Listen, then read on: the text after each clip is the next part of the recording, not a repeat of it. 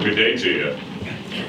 Glad to be able to both say hello and to be able to enjoy just a brief conversation with you. And when a senator says brief conversation, you should first be skeptical of that when they say those words. But I do want to be able to say thank you for your engagement. Continue to stay engaged. We work very hard, and this does occasionally happen between the House and the Senate to be able to have the Balfour Declaration text to align in the House and the Senate, so we don't have a back and forth fight over something that should be unifying for all of us. So the text that was done in the House was pushed out there as one that we worked very hard on as well to be able to make sure to align with what we're putting into the Senate. Now that the House has done it, it is our desire to be able to move that through the Senate as well as rapidly as possible. If there's anything that should unite us across all lines of government, both House and Senate, Republican, Democrat, Independent, it should be Israel. Israel should not be a partisan issue.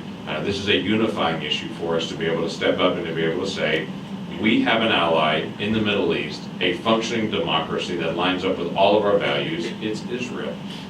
And that has been something that we have done as a nation now for decades. It should be something we should be able to continue to affirm. We had passed a resolution earlier this year in the Senate recognizing the end of the war in 1967 in Israel and recognizing that 50-year anniversary, including all of the details of there and affirming even the movement of the embassy at that time and reaffirming that process as well. We passed that in the Senate earlier.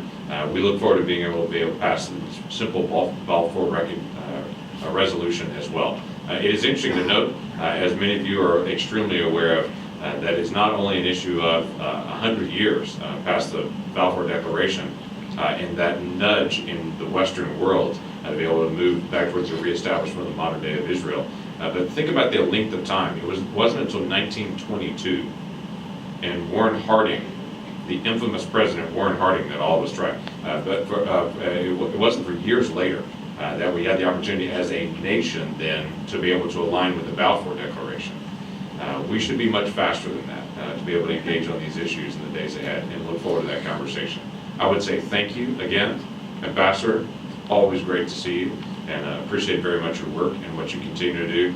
Our office is open, and we look forward to continuing cooperation with both the House, the Senate, and the White House to be able to reaffirm a very simple statement. We still align with our friends in Israel, and we still look forward to partnering alongside with the modern day Israel as well. So God bless you, and thank you for allowing me to be able to step in and say hello.